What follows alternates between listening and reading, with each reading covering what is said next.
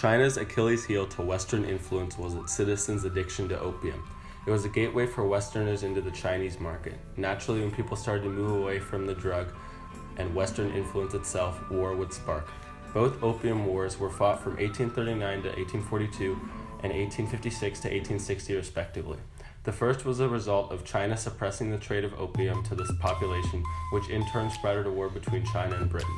The second happened during the Taiping Revolution and was caused when numerous Chinese officials made acts against Britain, such as lowering its flags from ships and burning trade warehouses. This in turn caused Britain and France, who joined in on the excuse of a murdered missionary in the middle of China, to quickly intervene and take over the capital of Canton and replace it with a puppet government.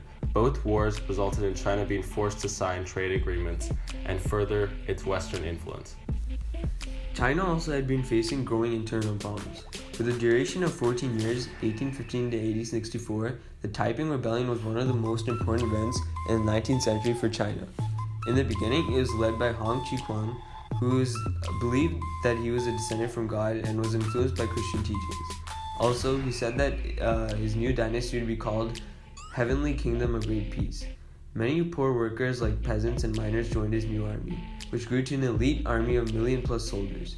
After a major success of capturing Nanking and naming that as their capital, they faced a series of victories and losses, but eventually lost their capital to an army led by a Qing government official.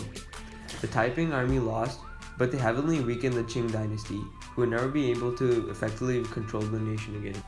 The Taiping Rebellion caused China to have even more internal issues to worry about, and many nations were looking to take a chance to claim territories in China. Now, because the US had been trading important goods with China for a long time, it was not ready to have other nations create official colonies in China, which could potentially interfere with the US's trade in China. The US formed a proposal called the Open Door Policy, that any nation is welcome to trade with China. This allowed two things. The US could continue to trade with China, and more importantly for China, their freedom from more foreign invaders. At this time, peasants and workers were upset with the special privileges foreigners had.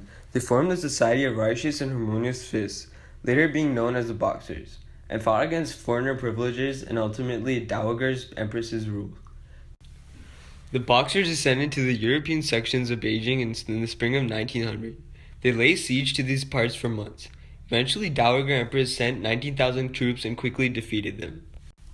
The Boxer Rebellion and foreign influence eventually led to some much-needed reforms to be put in place.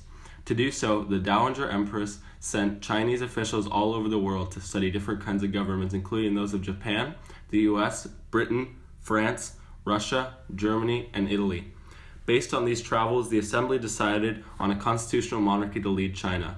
The court established in 1908 that by 1917 China would have a full constitutional government.